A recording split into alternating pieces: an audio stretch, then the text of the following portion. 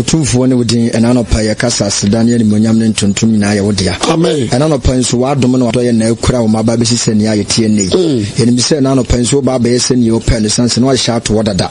Nkonkron de meso nyina se fa abam ye adwuma enanopa ne monyam ne wodi ne dia. Sanse wasem se nipa ba ko pesa tira abofo wo soro anije. Tim se enanopa ku be fa abaso ama abofo wo soro pempem ani age. Sanse minim se aseme ba ibeje nipa bi afri ne bonim. Nkonkron ye wadwuma kasa fa bam na kafi mani munyam kan wudin so wadin amen. Amen. The radia se radia ya doma anopai odi achewo ename. Amen.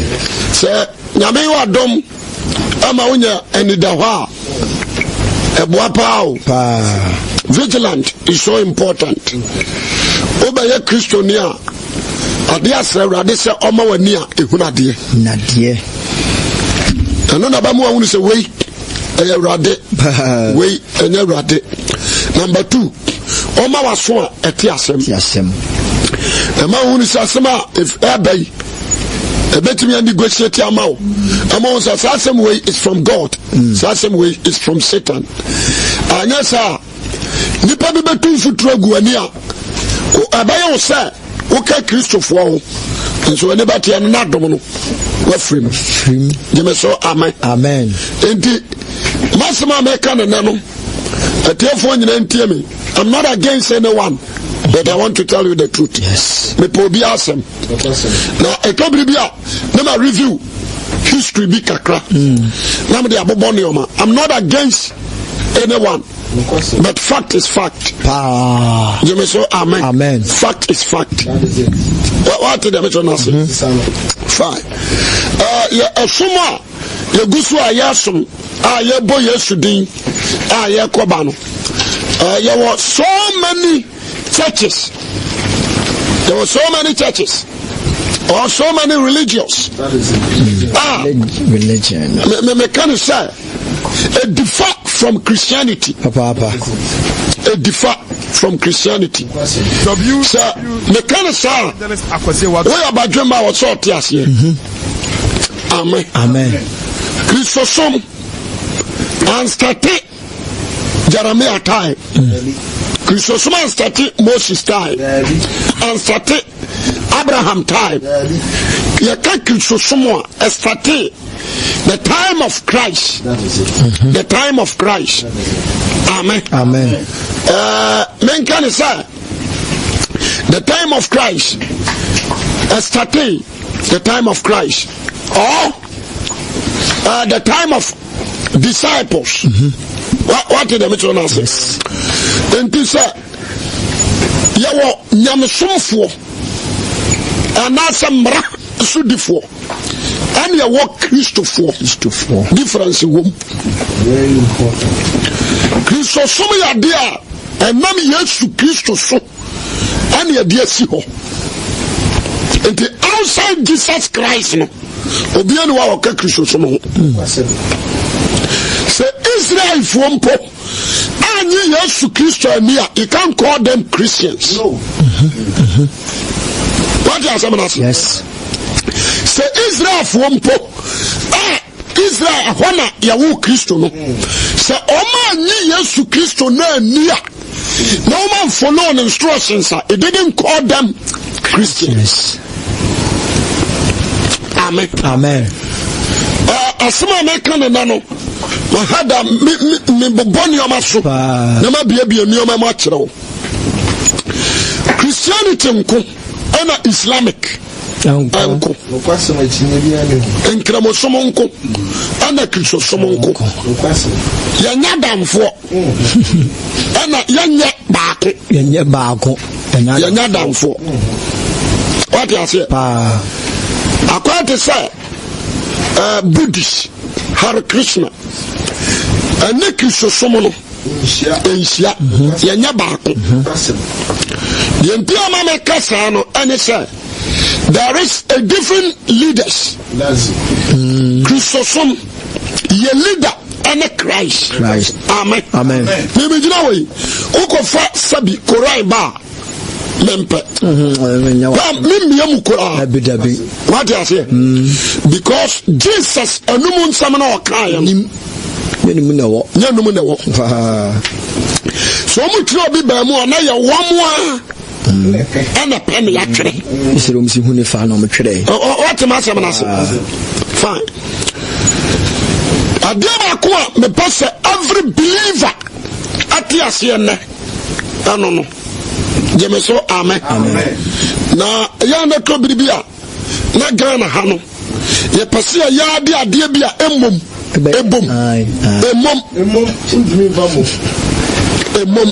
Huni surenti. Jemeso amen. Emom. Nsuo undimi mfra. Ana Jesus rekono. Masema wakaya no. Me pase me kasem bi kiro. Ano no mo pase ye ya na de convince ni pa na kire se ebom. Emom. Wose me ko. Masmo tijinafo a wonne. Konkono. Mabrem. Yes. Ono no obatratre mu nioma nyina. No oba family bia ba kire mu. Obeyi wiase aten bone ho. What you say? Obeyi wiase aten bone ho. Tia semini. Owi aya no. Wose obatratre mu akọ no kura ni nyina ho. Tieni. Enti Holy Spirit and Jesus adini bejayen onya human being. Yes. Onya nipa. Onya human being. Amen. Onya nipa. Oma da nipa yamma yangono. Amen. But listen, atiefo obi antie me kakra. There was certain things we were. A dear dance yes Christianity and Islamic and the style, the fascism, the worship. I know you're one. You're Kosoria. You're vampire. .com and I would say, you come funny ding. What do you say? Yes, rub on the father. Yes, son, who woman say? Oh, media nim. Yes, you be yes, sir.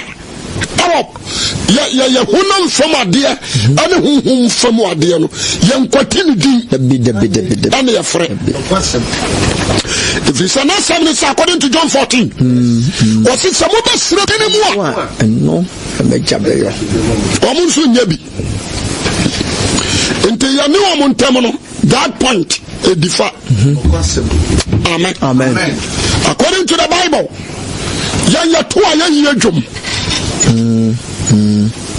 Bible says, "Mara yasuma communion or diri and what ye jum." Into ye toya ye jum. Ye radia ye to jum sa. Woman yebi. What you say? Yes. Let's try the bar. A bill Yamfabi Bianca Kisoso. Apart from your Bible. What you say? So obedi bibi kahwa ayonu na akreti. But the style of worship Christ no. Apostleship no. Bibi anka ho. The only Bible alone. That is it. Oba bibi ana e pen. Any book. I take notes. What you are saying? Yano, yentra bi ni say. So be cassette ya Yesu atwam. Obi nkoma Christ. What you are saying? Sanja ti anu ni ho. Yanu sawu kokko Bible say and so gidi ni so ko anawo ham. And to kokko na wo mo awoko bu nsam gem. Omo so di are tire say wo kuku na wi a wo heaven. Difference wom. Sabi yetimi bu nkotodwe yetimi butuo abo mpaye omo so omo butuo abo mpaye. What you say? Fine.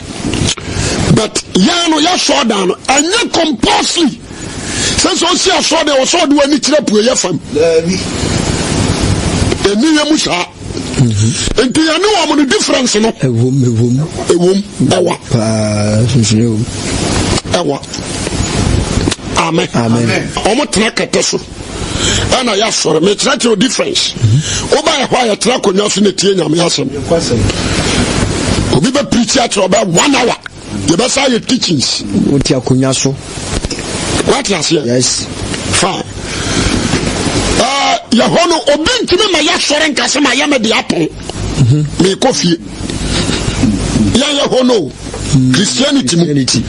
Just a leader na kase yapon. No be a coffee. No be a coffee. But the woman style of worship no. So no di kan ya on twan. Ampo, kwaya ne de. Oya ne de no ko. Nya se nya pe. Me person me bobo ni o ma bi so. I'm not against. Je so amen. Amen. Ya nya pe. Ya nya pe. Ye nyina ya futu afra. Oko Christianity ma. Ye Roma for Quran. Because of war. Because of war. Islamic versus what they say barbarians. Islamic versus barbarians. Roman soldiers, emperor. That issue making affiliation to them. On Christianity. Not Jesus in Kura Peter Nkura what do you say? And the Christianity kind your mom pay and fat rosso. What you say? Me pass here bibi kakra. But beyond what Jesus go empire just for who run the nations. Now so who Abraham and in as for there.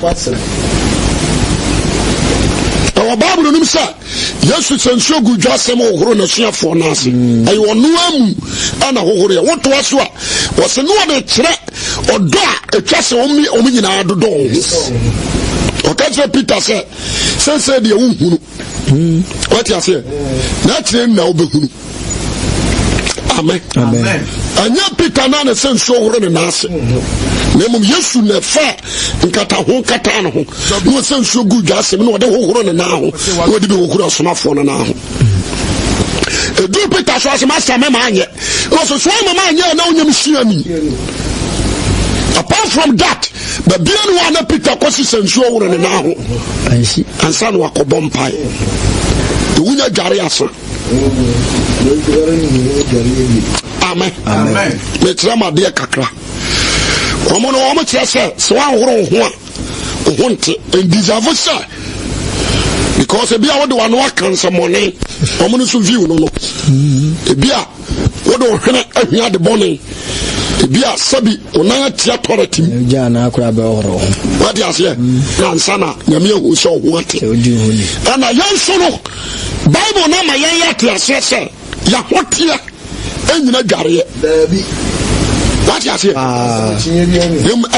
ejina say ube jai bone die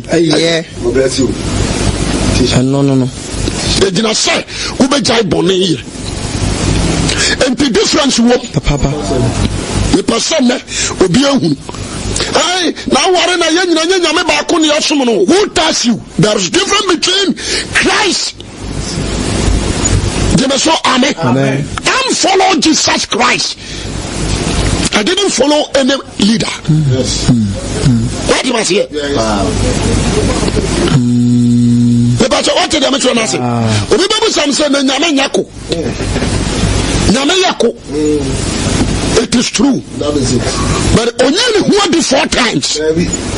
Only who did 3 times. 3 times. What do I say? Yes. Only who did Noah, Abraham more time, Moses more time, with fire and shadow. What do we jump any munkum? Sana meme Bible not dumb anymore. Actually, why do you tell Moses with fire? According to for about a fire and shadow. What do you say? Yes. And what bad done in Nipa, ever say Mariam. According to Isaiah, also about Babanini. He better than a better so. He didn't do a one when young couple 2 4 Deja or Saya Sunjake. He said this words. That is it. And about Christ. That is it. Amen. Amen. And John 1:1 was in fitias na some was some nyankopon na some ye and so obika say we ya let it to eternity on no what you say yes fine and the nipa na nipa da hia na mom and your buffer a spirit to human that is it worse and the bread Mary and a Mary receive worse. That is where benya worse our spirit. That is it. The money of the benya worse our spirit. Amen. Mary you sign pregnant the word of God. That is it. That is the word. And the third God.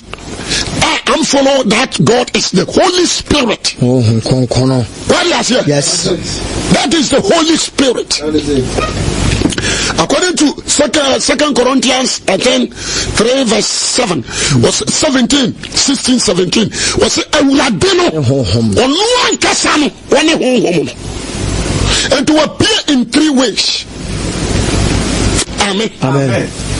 And to so be on some the last words is what? You follow Christ through Holy Spirit, you follow the Holy Spirit through Christ. What do you say? Yes. We have followed Jesus Christ through, we have followed Holy Spirit through what? Christ. If you reject Christ, you are wrong. Holy Spirit, you can't command Holy Spirit so when you be without the name Jesus Christ. Amen. That is teachings today. You can't command Holy Spirit. Say, Jesus Christ. Why rejected the name Jesus Christ? Because yes, you say, the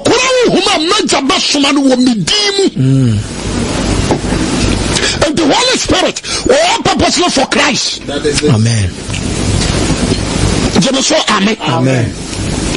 And we have followed the steps of the Holy Spirit through Christ. Yes. What did you make evangelist.com and Holy Spirit in Timima. Jimmy Power, Yesu Christ, I had the no question. No question. Only the Holy Spirit make me about. Yes. And without Holy Spirit, you can't be a Christian. No. You can't be a righteous person. You can't be a faithful to God. You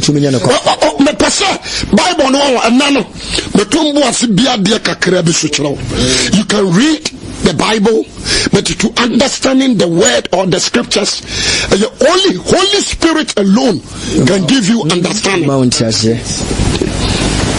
You can read, you can go to university, you can read the Bible, but to understanding the word of God, accept Holy Spirit alone give you understanding. Amen. That through Christ. As and the Adiaba Kwama study Amahuni. Amen. So be called private. No didn't show on the tour and hammer. By hammer. And so be called private. No you shoot toilet tour and also hammer. And none come a Juma. And dear. Amen. But I want to tell you something. Amen. Amen. And not there Islam. Abama kwanza Pentecost sofu mawali limamba. There be that. Yes, it is a utuba. Sa Pentecost sofu ne kwana bonikom. Wahuni limama wa waswasi. Ne baba wanunsu tuba. And wahunu no dia kotumpa ni fo ni sa me pobai. Answer is no. I want to ask one word. Say ya bako dia.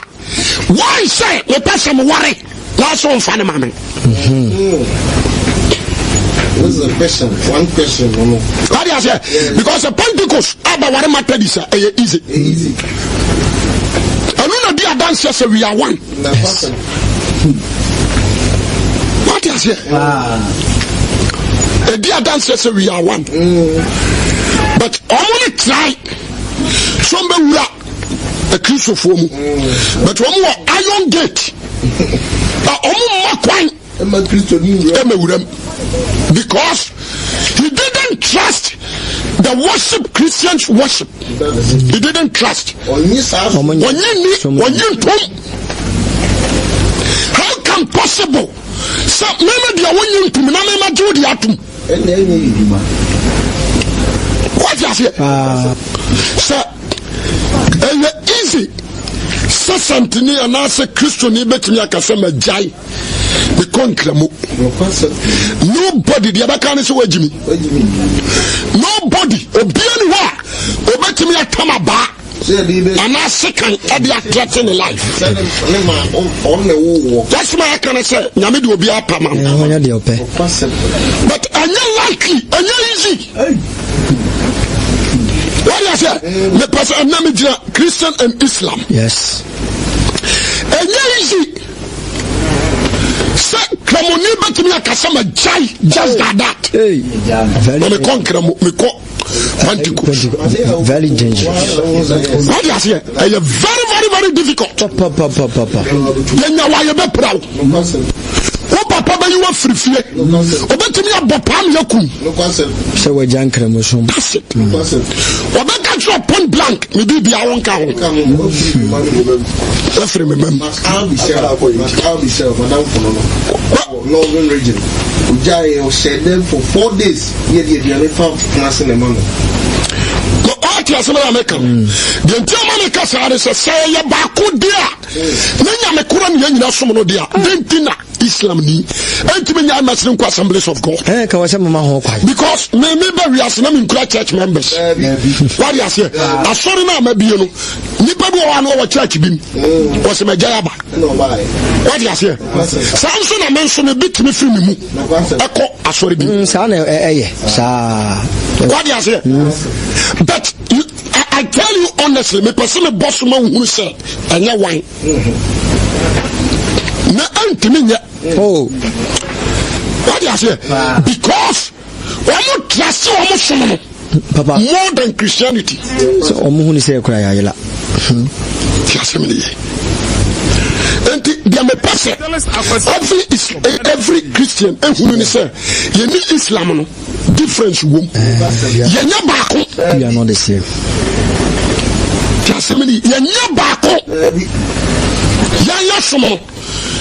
Christo akano Matthew see nya ware wo see Bamako Obako Matthew chapter 19 verse 3 down obi ade bako what is here obi ade one ana amamam Gentiles Yosef panini Paul also bakani Timothy and 1 Corinthians. Yes. 1 Corinthians 7 verse 1 and 1 Timothy 3. What you say? What come on suffer? One person this suffer. And the Corinthians will come at church. Woman so to me what I could see for.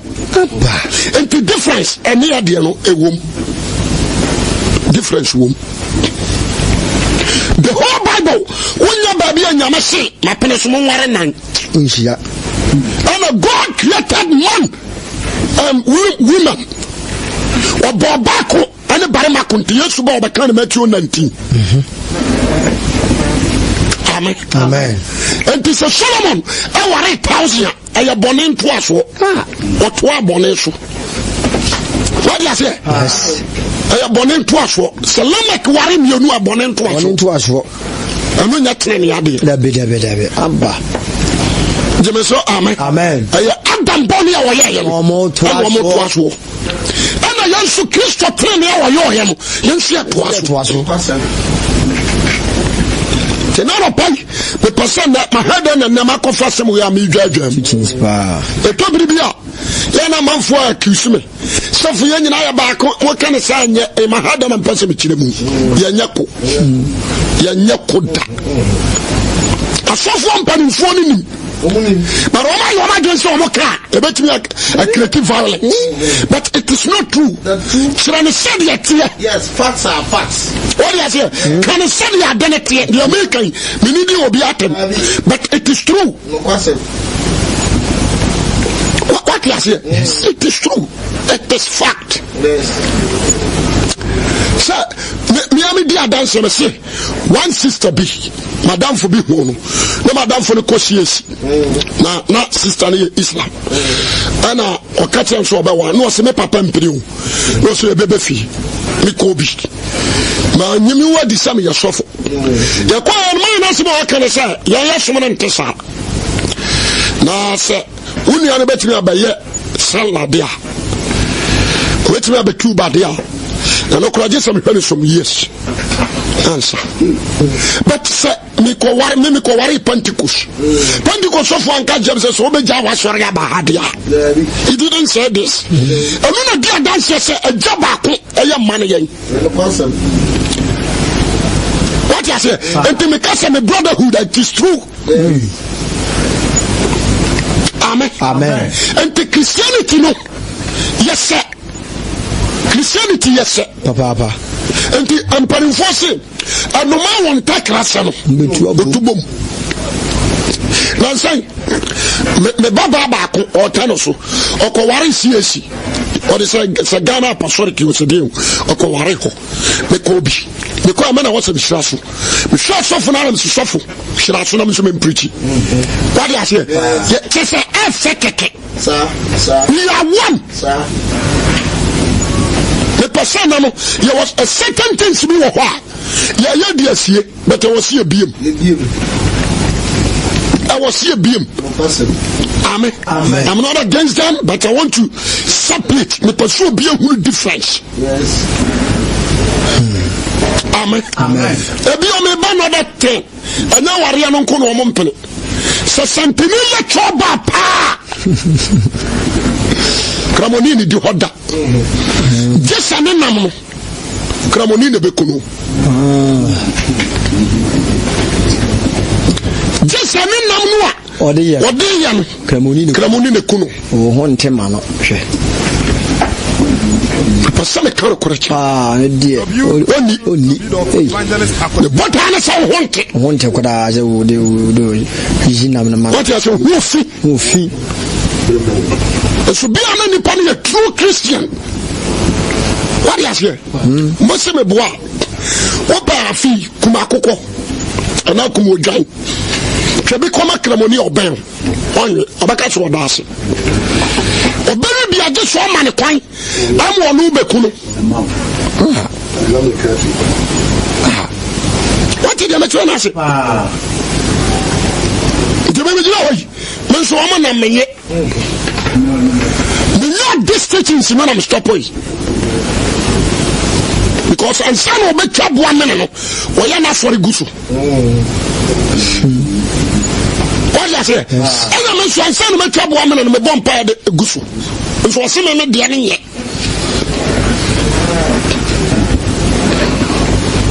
What you say? No question, pa. It is ya bako dia. Why so was a basa? It is never true. And then the question, and the say, because we assemblies, no matter this, other churches, no, Pillar of Zion, all Christians, no, you are trusting your church, a young short man. Yes. What do you say? I'm going to say, I know how many difference here are. A worm.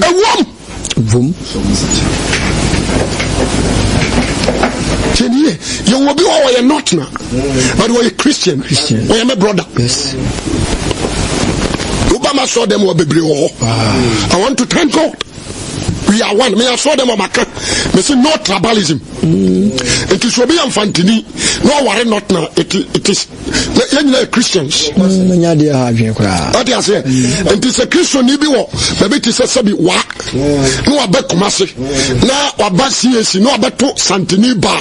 No who. When you see a Christian, no warrior. It is better. What do you say? That's it. But man, so very casual. Obala shoot to banku adia lalai. Ah, this one you would jive to bank. So jaiba. To jaiba. No jaiba could have been 2 years. Ah, if it's all. No, so jaiba. I know what you say. Committee for watch you. Watch you. You are not before Banako. What do you say? But some are warning.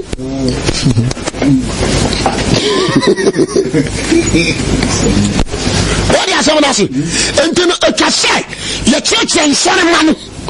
One said there is a difference. Me say ma start make kaba. On say last year you me head of Roman for the no. Ebiebiem. Man kan wie. Me biebiem kosi baby. Na won so me kire we. I was say obia hu. Ebia hu komata dis. Empusu base onko wari kramoni na badane asema ma. Ana enwo kra enwo. Wa man 2 million fa nidwa. No ani age na tie krase. No ani age. Krase ndie yo mo yes. Yansu nyame ba ko. So obia ne de. Where am I see? Minim nyame bia de menini ne Christ. Christ Jesus, that's all. Asa. It is a do heaven ho. Na onyankopon bi begina Christ ya ti no aka tram se na woni me san amesan. Enyen hu ye ndie ye som no. Ana nyame ni pa medical koto no. According to Matthew chapter 2. Bible say anyansafo bi fra puoye ebe koto Christ. And nyame ni pa me koto no. No na di kai. Na Matthew chapter 28. Was na mana mu na budget ni. Na suma ebinum so koto sore. What you say? The big jet ni. Ebin so koto sore no. Matthew 28. Verse 16. What am I saying? Asem here pa na me kan na no. Me pasa me bobon sam so. Difference one. Jamaso amen. Na tro Quran se Christ for tourism ye ko Jerusalem. Na Islam so ko tourism o so ko Maka. Maka ne. Anu gladi adanse se difference wo. Maka ne Jerusalem ye pe. What you say? Enti abusuafo anama setire na ka kire wo. Yeniye. So we are Christiani now what cramonia aba hunting. You be in trouble. Because what me catch us me ma kwa sorry. But in the manu dia oboa. The manu dia oboa. Ba ko kura no ba me friend kwa Peter. Ana wutie. Ana Kofi John. Kremoniva. Mpale no. What you say na say? What man ya to fuck. Ke ba ko di an card dey na anti ase. What you say? And the dem ya me trust ya me trust ya me head of fat dia ko. No ma dwene ho. Yenye pe. Asa. Ma dwene ho no ma tutu na say no. If me gira ba bi o se me gira. Yenye pa o. For ta kan do. Yenye pe. You see, what you pa no ayi awam santini no chi akoko to so kramoni mpo. To be da. Me catch na on top. Santini no wache. Kramoni no wache. Me catch na. E beto no ko kramoni de. Me catch na. On to de. Wono no hu say. Wono honte kwara. Number 2 omu so ye nipa. Sa no mote ye. Sa no mu hu ye. And they say I'm so very strict. I respect them. Also me bunu we nipa. What did I say? But I want to protect Christianity. Good. What did I say? And me pasa every Christian I'm saying who ye. Now obia when you're part of Christ and you're anti-Christ. Obia when you're part of Christ, you know, when you're the form of what? Anti-Christ. Or you're against Christ. Utia Christ. Anti means what? Against. The percentage of what you as some American. Can you difference in what? Into my Obajama be what you mean I'm a pay. And you're very straight. Jamaso amen. Na quotation me quote Shannon so. We quote two quotations too. So we are Christiania, be very careful. No ma baba anware. Obi a wanye Christiani. What do you say? One man worry no me catch us obe lead na ko bonsam jim. The Deuteronomy. Chapter 3. 7:3. Chapter 7 verse 3. Or say na anyone in ni ayerwale. Emfa oba ba ma ne ba. Amfawo baba amane ba. Nso enyene baba ma ba ware ye. Na ne baba nso enyene ma ba ware. Ifrise. Obeda no oba nani afiri machi. Obeda no oba nani afra urade a wafra wo nachi. Na waso nyame foforo. Wakoso nyame foforo. Na urade bi ofu. Na basa urade bu befu. Na wasewo ntem. Amen. Amen. Tiasemini saka bio. Deuteronomy chapter 7 verse 3. Verse 3. Osina ene wonni ayirewale. Ai. Mfa baba ma ne ba. Mfa baba obi a wo mo Yesu din. Mfa baba ma ne ba koda baba. What you say? Wona wo somo ne nya ba ko. Mfa baba ma ne ba. Fa ma no. Amen. Amen. So ye no wan fa baba amane ba nware. Nso enyene baba mma wo ba aware ye. Baba ma no. So so pene baba no kura ka chen se hweyi. Ifrise. Obeda no oba na ni afiri. Obeda no oba na ni afiri nyame achi. Na wasoma nyame. Wakosoma nyame foforo. Na urade bi ofu. Na urade bi befu. Wasewo. Amen. Amen. Be Ezekiel. Quotation na make yo. Ezekiel baby 16. Oh, Ezekiel baby.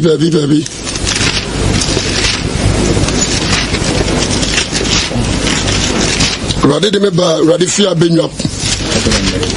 Ezekiel chapter 8. Chapter 8 verse 16. Verse 16. O se ano de be ba ready fear mu fam abanya so. Obi antie e quotation na makotu. What the member ready fear fam abanya so. Na hwe. Erade sori da no. Asori da na no. Ntono ne afoributia ne ntem no. Ntono afoributia ntem. Emere ma duonu numa wo na chirichire erade asori da na wo 25 men. 25 men. When it's omo de omo back omo chi atre nyankopon asodan. Ana wona nim kire prayer fam. Ana omo de omo nim atre eastern part apuye. Na wokoto kire apuye le sori awia. Wokoto ade omo mabọ fam sori apuye ani wo wia. Ana woka kire me se. Afai odifo no Awurade ka kire me se. Onipa ba. Wo hunu. Obi enhwe. Kwa na bompa na ni hwapuye. Isi asodan adan de sime na yiso. Awia ani bosome. Kremofo na yes an. Obi antie sa quotation we nyam na mtoro ya bi. Sa hasia kan. Ezekiel chapter 8 verse 16. Ana wode me ba Awurade fie. Awurade fie fam. Abanya so. Na hwe.